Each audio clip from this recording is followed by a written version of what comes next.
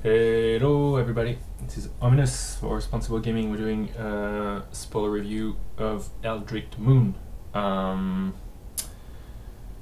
It's been about 2 hours now, and we're doing the very last set of cards, and we're doing them somewhat fast. We're doing multicolor and colorless and double-faced and etc. So it's probably going to be a bunch of cards. Let's do it. Vampire Cleric. She looks amazing. 4/4 for 4. Bloodhole Priest. Bloodhole. Enters the battlefield or attacks if you have no cards in hands. Weird. 2 damage to target creature or player, and it's got madness. Sure. I mean, it's a 4/4, so what can go wrong? I like her. Campaign of Vengeance. Whenever a creature you control attacks, defending player loses 1 life and you gain 1 life. Weird. I would be too scared to play a 5-mana enchant that does that. It might be good enough, but man, you need to like have a bunch of creatures attacking. It's only when you attack too. So, I don't know. Seems hard. Giza and Gerolf. 4/4 for 4. Sold. Enter the battlefield, put the top 4 cards into your graveyard. Each of your turn, you may cast a zombie creature card from your graveyard. Sounds pretty good. Nothing much to say about it. Just play a lot of zombies. Grim Flayer. 2/2 trample for 2. Sold. Ish. Whenever Grim deals combat damage to a player, roll 3 cards of your library, any number of them in your yard, the rest back on the library. So you can toss a bunch of things from your from the top 3 cards every time he deals damage. And it's going to be a 4/4 trampler when you have Delirium. It's not that fantastic. You need to kind of enable him before you actually get him to do something for you, which is a bit counterintuitive and counterproductive. Yeah, it's not the best of the mythic rares for limited. 4/4 for 2 is good, but it's not, still not the end of the world. Like, you get a 4/4 trample hexproof when you have Delirium in Shadow over Innistrad, so it's good that he can just filter your library a little bit more though. So all in all, it's probably like largely playable, but since I don't like to 2/2s in sealed and into the giant in particular, I'm not like crazy over this guy. It's good. I'll play it. 3/3/4 flash life link. Yes. Aaron Grace enters the battlefield. Other humans you control gain +1/+1, gain life until end of turn with flash. Yes, please. Sounds pretty good. You could do some good stuff with that, especially since Selesnya you're gonna play a ton of humans, so go for it. We got ourselves a Mercurial Geists. 1/3 flyer. When you play an instant sorcery, it gets +3/+20 other turn. So those cards are pretty good. Like, you can do some stupid combos, especially if you have a double strike effect, which there is only an enchant that does that in red, that you might not want to play it, and there is the Uncaged Fury. The Uncaged Fury would get nuts. The Uncaged Fury would transform this into a 4/3 5/4 double strike, 10 damage, just by playing Uncaged Fury. So the only thing with this is it's a little expensive for trying to cheat damage, but that's actually only really a matter for constructed. In limited, you play 4 mana flyer that can get a lot bigger and just flies and have a reasonable toughness. Sounds like a really fun plan. So I like him quite a bit. We got Morn Willow, which is a 3/2 haste for 3. What is going on, Golgari? 3/2 haste? Sure. Enter the battlefield. If you have Delirium, creatures with powers 2 or less can block this turn. 2 or less, so you cannot trump him. What? Okay, sure. It's a 3/2 haste for 3, so play him, but I don't understand. It's a plain skeleton too, which doesn't really explain anything. Write down is back. Write down is good.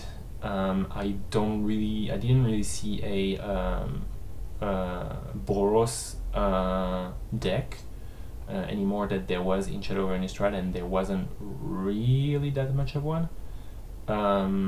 So I don't know what you do with that, but it's a good card. It's a real good card. We got ourselves a Spell Queller, which is a 2/3 for 3 flash flame. Oops, sorry. So fantastic. And when he enters the battlefield, you exile a spell with converted mana cost 4 or less, which is a lot of them, and the person will be able to cast it for free when this guy leaves, which is very good tempo play. So this should be very fun. I would definitely have a lot of fun playing this. We get ourselves a Planeswalker here. I don't remember if I've seen Tamiyo's text yet, so let's see. Choose up to 2 target creatures until next turn. Whenever those creatures deal damage, you draw a card. It's very good. It prevents your opponents from attacking. Combat damage works against Planeswalkers, right? Yeah. So if they attack Tamiyo, you're gonna draw a couple cards, which is very good. And you can do it on your creatures if you have a good opportunity. So that's pretty amazing. You need to pay 3 colors, which is a tiny bit annoying, but not that much. -2, untap tap up to 2 target permanent, non-land permanent that don't untap. It's very strong, very strong. -7, you get non-land. You may cast non-land card from your hand without paying the mana cost. Non-land cards. All right. Okay. It's a pretty good Planeswalker. Yeah, you'll play it. It's limited. You know what to do with Planeswalkers. So, it's 1. Okay. Colorless cards now. All right. So, it seems like there's a little bit more Eldrazi's than I thought. I still don't think that justifies the card that says whenever you play an Eldrazi. I could be wrong, maybe. I guess if you think one of you two-headed giant can play like fucking 4 Eldrazi's and a card that says nothing but whenever you play an Eldrazi draw 2 cards, still don't like it. Oh, but it's Emerge as well. Okay, so that's better because they're easier to play. Emerge for 7, but it's, I mean, you toss a like a 3/3 for like 3/3 for 4, because there's lots of 3/3 for 4, and all of a sudden this costs 2 and a black, or 3 and a black if it's a 3-drop. So it costs 3 or 4 when you sack a 3/3 basically. 6/4 when you cast him, target opponent loses 3 life and you gain 3 life. Yeah, Emerge is hard for me to tell because sacking one of your cards to get a mana discount is tricky because it's virtually a 2-for-1 for tempo. But they're probably good enough. It's just a little bit hard to say. And it's also pretty cool that when you're on your 2-headed giant, when you finally get to a lot of mana, you can just drop those for their normal cost. So that's a good thing. 6/4 for 8 that drains 3 life is like a massive Siege Rhino. This guy doesn't have trample though. And like I said, you can pay only 3 or 4 if you want to sacrifice a 3/3. Actually, what might be interesting is to sacrifice a 2-drop and pay only 5. That sounds pretty sweet actually. Okay, so keep an eye on those. Keep an eye on those, because even 7 gets down to 5 if you sacrifice a 2-drop. So that's pretty cool. 9 though. This guy gives +2/+2 trample to all your creatures, and he also has trample and haste. And it's creatures you control, so it's a 9/9 trample haste. Whew. For 10 or 9 minus, let's say, I mean, I would maybe sacrifice a 4-drop to this guy. Not sure though, because you kind of want to. Well, I mean, it's a 9/9 trample, so you can sacrifice a 4-drop to it if you're gonna win. And if you sacrifice a 4-drop, that would be 5 mana, which you don't need to play that fast. So you can pay 6 or 7 by sacking a 2 or 3 drop. Pretty darn good. Distended Man Benda.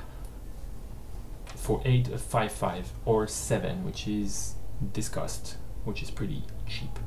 Whenever you cast him, opponent reveals his or her hand, you choose from it a non-land card with converted mana cost 3 or less, and a card with converted mana cost 4 or greater, and it discards those cards. It's a little late to be able to hit both, but probably run it. This seems like a little harder to make it work, but so probably it's mostly fine.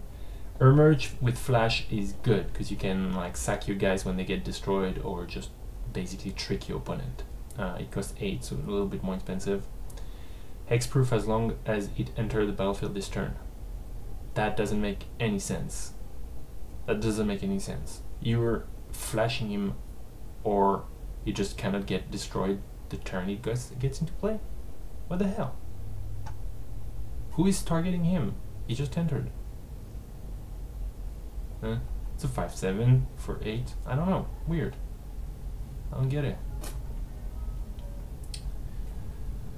Elder Deep Fiend. Flash. This guy taps up to 4 target permanent, which is pretty sweet. It's also 7 for Emerge with 2 mandatory, which is fine. Yeah, nothing much to say. It taps a bunch of things, so that's good. You can Alpha Strike. And you get Emrakul. Hello. So this guy doesn't emerge, because what can Emrakul emerge from? 13/13 for 13. That costs 1 less for each card type in your graveyard, which means if you have Delirium, it costs 9, and if you have Delirium Plus, it costs 8.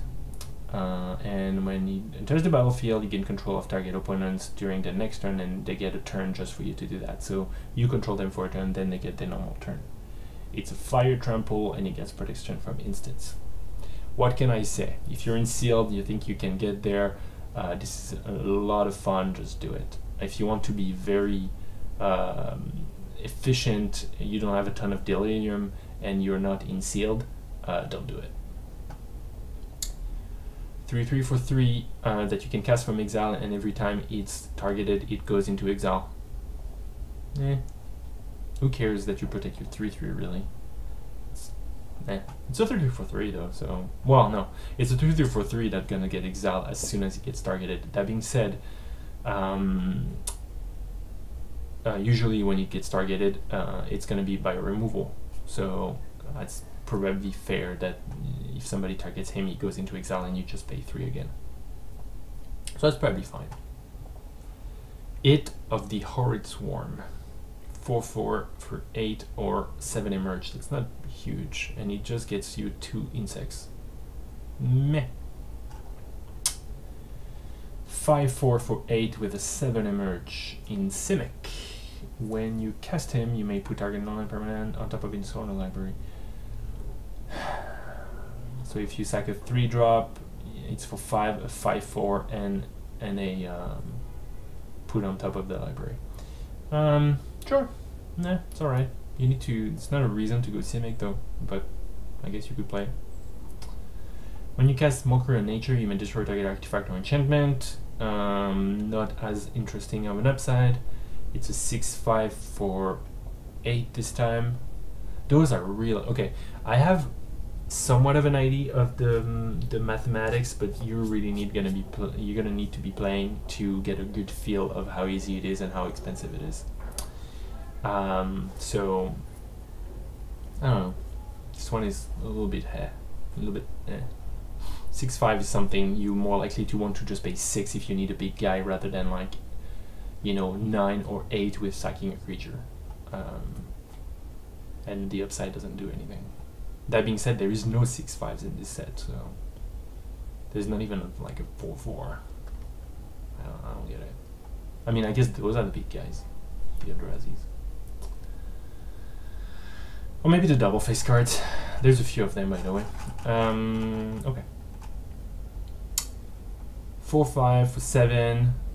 When you cast Vixing Scuttler, you may return target instant sorcery from your graveyard to your hand. Yeah, sure. I mean, instant sorcery decks kind of tend to like this, so sure. This guy for 6, which is cheaper, like 6 is the cheapest emerge cost, I think, which is good, because if you sacrifice a 3-drop, it only costs 3. It's a 3/4 that draws you a card and flies. It's probably one of the good ones, to be honest. I like him. And we are moving on to double face cards, because we want to be done. Extricator of Sin, Extricator, who knows. 0/3 for 3, enters the battlefield, you can sacrifice a permanent to put a 3/2. That's a weird start. Delirium, transform him. So you get an 0/3 for 3 and so 0/3 for 3, awful. 0/3 for 3, sack a permanent, get a 3/2 and an 0/3, still pretty bad. What does it transform into? Ta-da! Eldrazi you control have vigilance. Super weird. 2 tap, sacrifice a non-Eldrazi, put an Eldrazi.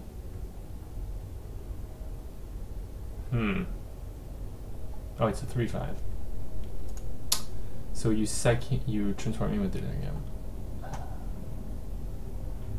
I guess that's, you know what? A lot of those cards are so like weird and complex and mathematical that you're really gonna need to be playing with them to get the feel of them. Because man, this guy, like, how do you get your hand around this before you play him? Like 0/3 for 3, maybe you sack a permanent, maybe it's a permanent you can do away with, maybe it's a 2/2 that transforms into a 3/2, so it's fine. I guess that's a thing. Like you can upgrade a 2/2 into a 2/3, but what kind of 2/2 did you have that didn't do anything? And then Delirium, all your Eldrazi's, including that 3/2 if it's still there, have vigilance, and then you can start sacking your creatures to make other Eldrazi's. My head hurts. Lone Rider, first right lifelink, 1/1. If you gain 3 or more life this turn, how? Don't really know. I don't think I've seen that many lifelinks. First right trample lifelink. So the good thing is, for 2, at the beginning of your end step, if you find a way, probably not on turn 2, but on turn 3 to gain 3 life, boom, you're there. Which is pretty darn sweet. You pay 2, you get your 4/4 first right life, trample lifelink. Now, what cards get you there? I don't know. There's this card that's just an enchant that makes you gain 3 life. I don't think I would want to do that. I'm assuming Orzhov has a bunch of lifelink. I don't know. Curious Homunculus. 2/2 for 1/1 for 2, makes mana that only is used for instant sorceries. And if you have 3 at the beginning of your upkeep, 3 or more instant sorceries, you transform him into a 3/4 prowess that reduces the cost of your instants and sorceries. Sure. It's probably fine. It's not fantastic. It's probably fine. 3/4 prowess is good, not mind-blowing either. Reducing your instant sorceries is also good, but not mind-blowing because it's a little later. And a 1/1 that only makes some mana for your instant sorceries is also kind of good, but not mind-blowing. So yeah, it's probably just serviceable. It's good-ish. I mean, you only pay 2 for your 3/4 prowess, so yeah, it's fine. Docent or Perfection, it is the Delver Secrets that transform into whatever else that transforms into this. 5/4 flying. When you cast instant sorceries, you get human wizards, which are so it's kind of like a pyromancer, young pyromancer, and then if you control 3 or more wizards, so you need to have made 3 of them, and they survived. Now you're having a 6/5 flyer, and all your humans and all your wizards are 3/2 flyers. And when you cast this instant sorcery spell, you put another one of those. So that's quite amazing. If you manage to have like 2 on the battlefield, your opponent is gonna start having to target them, and that's not something that's particularly easy to do, or it's expensive to do. So 5 for flying for 5. I mean, yeah, amazing. Grizzled Angler, 2/3 for 3. Meal yourself for 2, and if there's a colorless creature card in your graveyard, oh my god. So what? So like a big Eldrazi? So it's a 2/3 for 3 that only mills you, and if you finally got your Eldrazi, then it becomes a 4/5, and it forces your opponents to attack. What? I was expecting something to have you to retrieve back one of your Eldrazi's from your yard.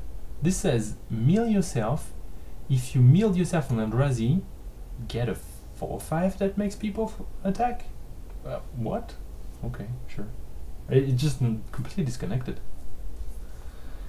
So it's probably fine. I don't know that blue wants to mill itself as bad, and this one taps itself to do that, which sucks a little bit. The good thing is you can mill yourself at the end of... Oh no, you can't. No, it's not even good. At the end of your opponent's turn, you mill yourself, which means it's too late to have a 4/5 that forces them to block. So you need to say, well, my 2/3 is not going to be used to block or to do anything during their turn. I'm tapping it, and then maybe I can force them to attack.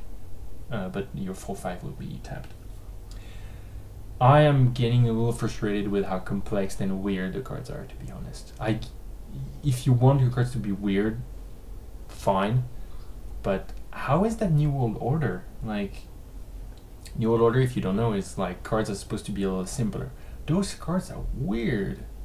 These cards are real weird. Anyways, 3/3 flyer. Yeah, we've seen that guy. So 3 flyer for 5 is pretty much fine. He's got manas for 3, which is also kind of good. And if you manage to have 3 creatures to sacrifice, you turn this guy into a 6/5 flyer that makes your opponent sacrifice 3 creatures as well. So it's a bit of a wrath.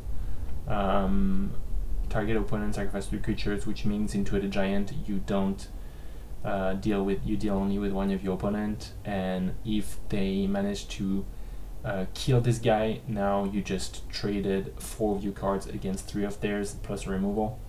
So yeah, you know, it depends if you can really fuel this guy with disposable creatures, I think, but still it's got good potential for upside. This Conduit of Storm is a werewolf, finally. That's a 2/3 for 3, and when he attacks you get a red at the next phase, which means if you attack on turn 4 and you have your 4th mana, you now have your 5th mana, and you can transform him after attacking. And when he attacks, now it's making 2 colorless, and it's a 5/4. It's fine, you know. Turn 4, I mean, it costs you your turn 4, so it's maybe not the best thing to do. But if you attack on turn 3, your turn 4 can be to upgrade your 3-drop into a 5/4 that makes even more mana. I don't know why you want to ramp so much, but I guess to transform more of your werewolves, because the werewolves actually cost a bunch of mana. It's kind of awkward that you get your mana and then you transform your werewolf after they attacked, but whatever. This 3/2 werewolf that looks nothing like a werewolf is costing 4. It's too bad that there's no humans though, because you lose a bunch of like human synergies that are contained into werewolf synergies sometimes, like Mayor of Everburg, if you remember. Enters the battlefield, 1 damage to each of up to 2 creatures. It transforms for 6. This is expensive so far. 3/2 for 4, transform for 6, only deals 2 damage, which who cares? And it says, whenever Erupting Dread Wolf attack, it deals 2 damage to target creature or player. Weird. It's pretty expensive to me. Get a 6/4 for 6 transform, plus the original card, that's only a 3/2 for 4. Deals 2 damage when he attacks. And he can still get... yeah, I don't know. It's barely fine to me. Werewolf Horror 4/4 for 5. Trample. That's fine. That's good. +1 +1 for Trampler. Pretty sweet too. 7. Transforming into a 5/7 Trample. I get +1/+1 for Coalesce. That's pretty good. I like this better than this one, I think. I get that this guy is a 6/4 that deals 2 when he attacks, which is fine. He kills smaller creatures, I guess, and it costs you 4 than 6, so you get a 2/1 for 1, which is fine, and he transforms for 5 into a 4/4 that needs to be blocked by only 1 creature. So that's cool. That's legit. Creature with power less than him cannot block him. You need a bigger guy to block him. It's a 3/1. Again, not simple. This says cannot be blocked by more than 1, which is unusual. So it kind of, sends you like trying to understand what's going on here. You can block him only with 1. This one says he can only be blocked by bigger, which is the opposite of Skulk. Again, what the hell is going on with complexity in this set? 6 mana, transform him, so it's a 3/1 for 3, which is kind of bad. And for 6, you get yourself a 3/5 that says creature with power less than him can block him. Are you kidding me? Powerless? No, that's the same. I was like, did you just flip? So if you're smaller, which is a bunch of creatures, well, you cannot trump him basically. Holding Curse deals combat damage to a player, put a 3/2. Oh, you cannot trump him, so you need to put something somewhat big in front of him, otherwise he's gonna hit you and put an Eldrazi.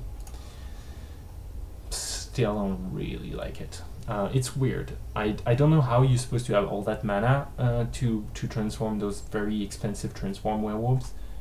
I mean, there's this guy, fine, but that's about it. So I found this to be a little weird. Still not a ton of high toughness creatures. There was none in green, and there is 1 in red now. Not even in green. That's nuts. This guy is 1 virtually, because that's one of my favorite transform werewolves.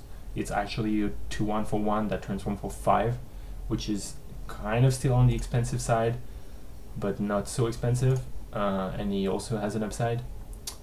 So weird. No toughness over here. 4 mana, 2/4.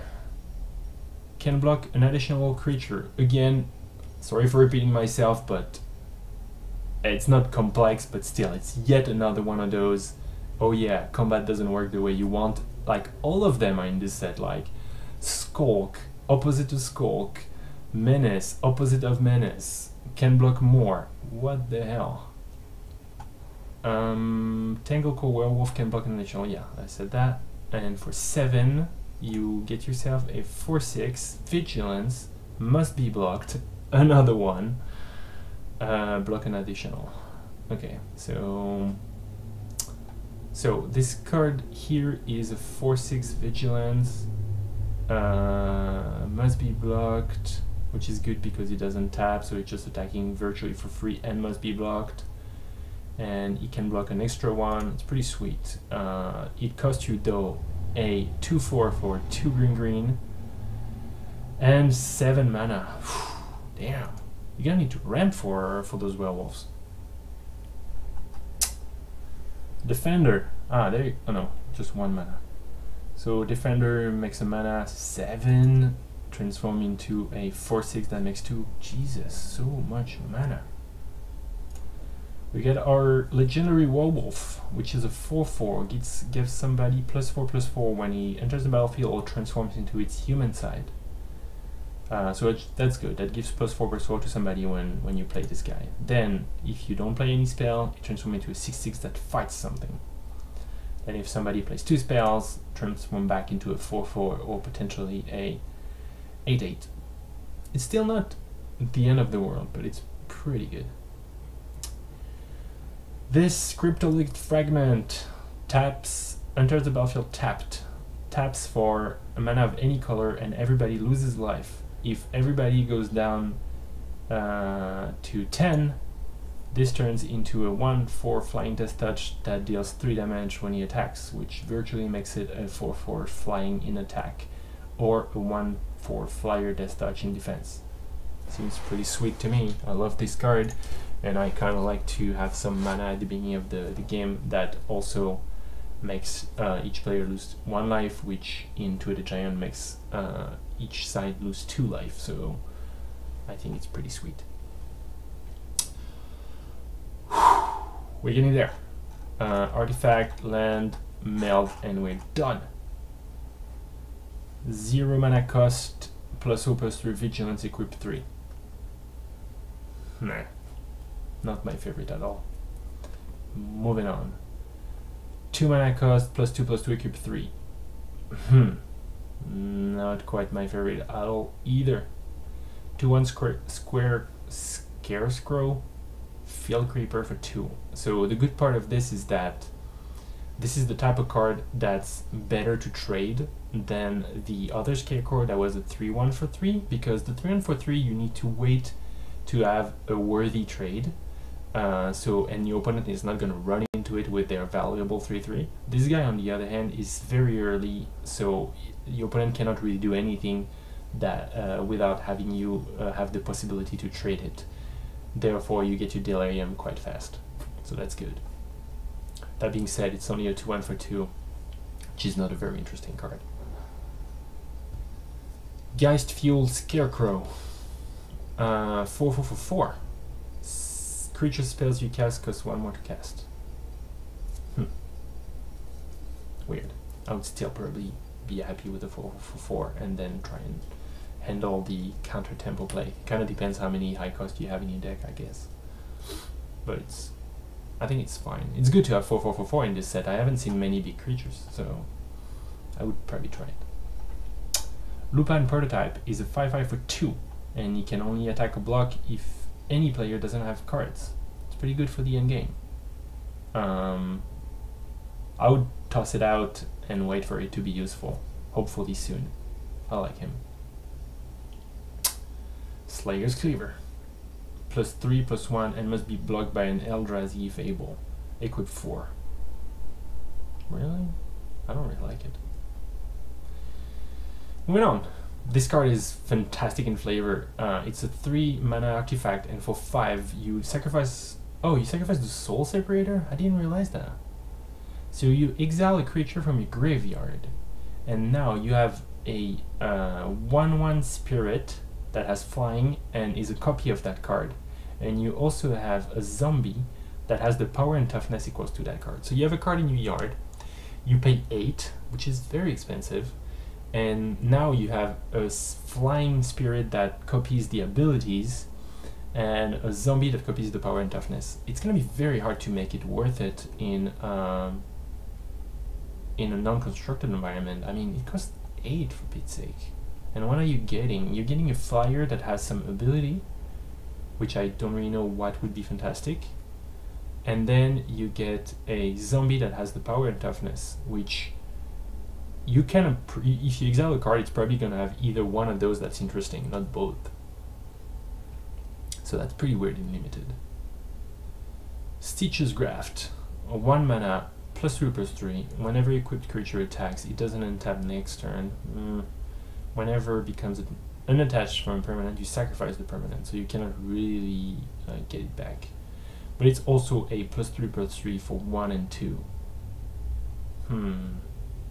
That's the kind of thing that I would probably want to use, because I feel like +3/+3 that can move around potentially is very good, but I think you guys stay tapped is hell of a steep price. That being said, if you're playing with Vigilance, you got there. There's a few Vigilance cards, a few of them. Moving on, I'm getting there. Terrarion enters the battlefield tapped. Sacrifice it. Add 2 mana of any combination to your mana pool. If it's put in a graveyard from battlefield, draw a card. So it takes a turn. It's fixing, but you know you pay 2, you add 2, and you draw your card. So you took 1 mana, which is virtually free, close to free. You wait, you fix your mana, and it cycles. And you put an artifact in your yard. I feel like if you want Delirium, or if you really need fixing, it might be good. Or it might be fine. Like, it cycles, and it's virtually free. Yeah, it's, no, actually, I quite like it. I actually quite like it. This thing is somewhat free, you know, whenever you have a mana to spend into it first turn, or any turn you don't spend all your mana, you put it on the board. And now, you're gonna fix mana for free, because you pay 2 and you get 2, so it's free. You fix your mana, and you draw a card now. Yeah.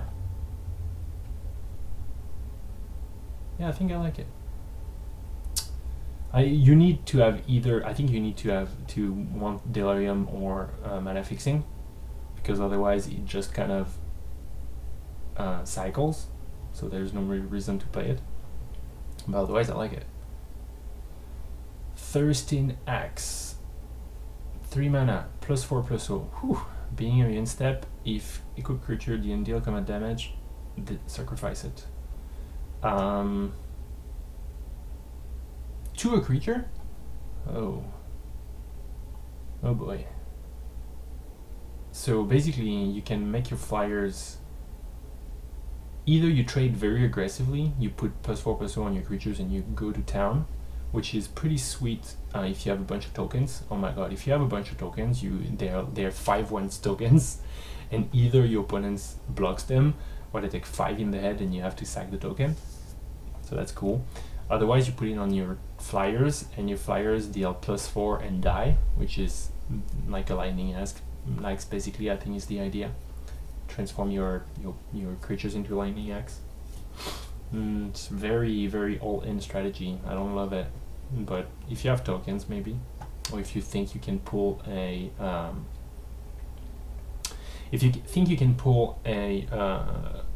flyer strategy with like sack all your creatures to make a lot of damage, or if you have one of those guys that when they attack they deal damage, like one of those, it's a total combo with this guy, but that's the only one. Like, he's gonna deal damage when he attacks, but that's not enough to play it, I don't think. Add 1 to your mana pool. 2, each player draws a card and discard a card. Risky, but I might want to do it if I knew I wanted to Madness, Delirium, or I was the control deck. So it's probably fine. And in Two-Headed Giant, 4-player do it. Spell ability control causes you to discard a card. You may reveal that card and put it on top of your library instead of putting it anywhere else. Weird. What opponent gets you to discard? I think it's for constructed potentially, but colorless, you don't particularly need colorless in this set, so weird. I don't imagine you want to play this card. Gisela Broken Blade, in case you haven't seen her, she's amazing.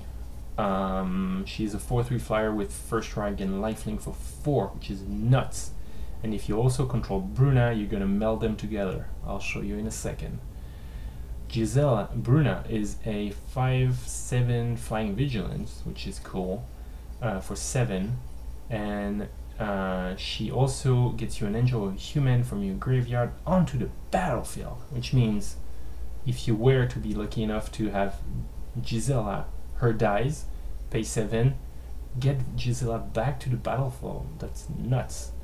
When you have both of them, which won't happen in limited, I am sorry. It's gonna happen for like a couple persons ever, but that into a giant you get more boosters though, so you have a chance, but one of them is a mythic. When you have the 2 of them, boom, you get yourself a turn your head. Flying, first strike, vigilance, lifelink, knife 10 that cannot be, and your opponents can't cast spells at all that cost 3 or less anymore, which is pretty nuts. I want to say about Meld that I really, really wish that both cards had just the full card on their back and you just use one of them, because this looks dorky as all heck. It looks just the dorkiest ever. You need to get your 4 cards and then start moving them together. All that to have a big card on the battlefield. I really don't like it. but whatever. So yeah, you know, this one has a 5/7 flying vigilance that gets you an angel or human to the battlefield. Is also pretty good to play on your own in a sealed format. So that's cool. This one is a monster, so nothing to say about this. So that's the first meld. I'm very, very, very surprised that their meld mechanic also happens only 3 times. I mean, I get it, it's weird and it's very cumbersome, but really? Like, you get a super duper high impact, high splashy, very weird mechanic and you just put it 3 times? I don't get that at all. Graph Rats. 2/1 for 2 at the beginning of combat. On your turn, if you control both of those guys, you meld them. So it's a 2/1 for 1. Fine. 3/3 for 5. Until the battlefield, you may return target card with converted mana cost 3 or less from your graveyard to your hand. So then you play this, you get this back, you cast it again. And now you get a 5/6 haste menace. And it says, until the battlefield, other creatures you control get +1/+1 menace until your turn, which is mini overrun for black, and it costs you 5+2, and it melds beginning of combat. Okay. So one thing, this guy and this guy are getting this guy back, which is practical and it makes it work, but it's also kind of cheaty because it's just really like, well, if you get the second card, then it gets you the first one back if it died. It's easy, but it also makes sense. Like, you kind of need that, otherwise this mechanic is just not going to work at all whatsoever. Those 2 guys are commons, which means that it might actually happen totally, and it's worth making it into your deck. This is a 2/1 for 2. This is a 3/3 for 5 that gets you a 3-drop to your hand. So they're both playable. So play them. This is the only one that's going to happen, which also is so wacky. You're going to see a lot of constructed guys that have the one meld creature and nothing else apart in constructed.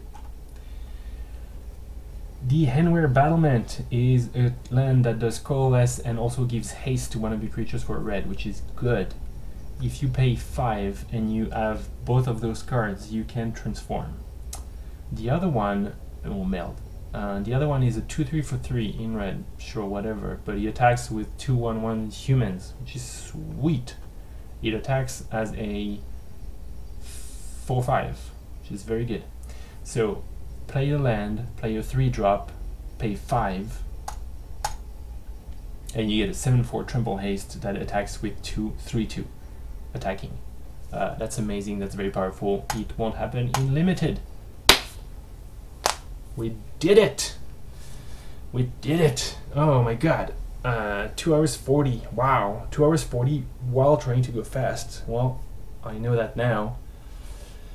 I'm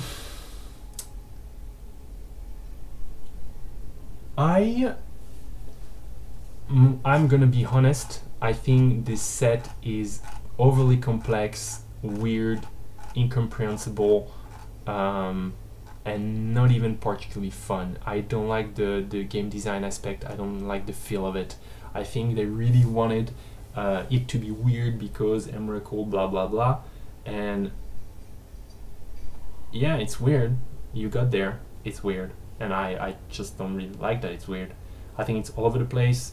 I think it's extremely complex. I think the sealed boards and the 2-headed giant boards are gonna be a mess. That being said, it's Magic the Gathering card quality, so it's still good on a ton of fronts. It just doesn't get there for me at all. Yeah, I don't like the synergies. I don't really like the blah blah blah blah blah. I'm not gonna be negative for very long because it's not fun. I think I don't really know what the decks are gonna look like. I think Delirium is definitely what they push the most, so I'm assuming Delirium is gonna be one of the things you want to do, and as such you probably will want to do a bunch of Golgari decks, a bunch of Dimir decks that make zombies, and And then the humans are pretty good, and the Simic like play a lot of spells, got a couple tools, including this one, including a couple spells, including more cards with either prowess or whenever you cast instant sorceries or fetch instant sorceries, etc., etc. So I think those are gonna be pretty good. The spirits have a couple very good cards too, but they don't have many cards. The Ram deck might have a couple good strategies because there's a lot of very expensive cards, and there is a lot of werewolves that cost a bunch of mana. The vampires are still trying, but I don't think they get there, especially not in sealed formats, in which it's harder to have aggressive strategies. And what else? That's most of it. I don't think Boros is getting there. Orzhov has a couple of life matters themes that I didn't particularly feel like they were justifying themselves just yet. The Madness have more enablers in red, so that's good. So basically, just I guess consider that if you want to do a Madness in Rakdos or Madness in Izzet, you might have a little easier of a time. The other colors don't really have Madness. There's no Madness in blue in the set, I don't think, or maybe there is, but very few of it. Let's see. Which means the Madness synergy is going to be skewed towards black or red. Which takes away from your thing. There is one Madness card, but such is life. Still, I think it's gonna hurt the Izzet Madness, I guess. And Dimir Madness never really was a thing, I don't think. Yeah, that's my thing. In Two-Headed Giant, I'll probably look into doing control, ramp, or humans. That's what I like the best so far. And that's basically what I think of the set. I'm gonna leave it as that because we're nearing the 3 hours and I want to have a life and eat some food and do other things. But I hope you enjoyed. I hope you have a tremendous time at the pre-release and during the rest of this set and season. I'm looking forward to see the cards and see people play them and see if it starts making sense, because I am seriously confused. I'll tell you that. Like, it's not like I don't understand. It's just I don't have a feel, and I think it's very weird and complex, and I don't know where it's going, and I don't know what's good. So I'm looking forward to see if that gets any clearer. So yeah, that's what I think. Hope you enjoyed. Do tell me what you thought. Give me your opinions and what you disagree and what you agree. And like and subscribe and come back for more later. Thanks very much for watching. I'll be seeing you some other time. Bye.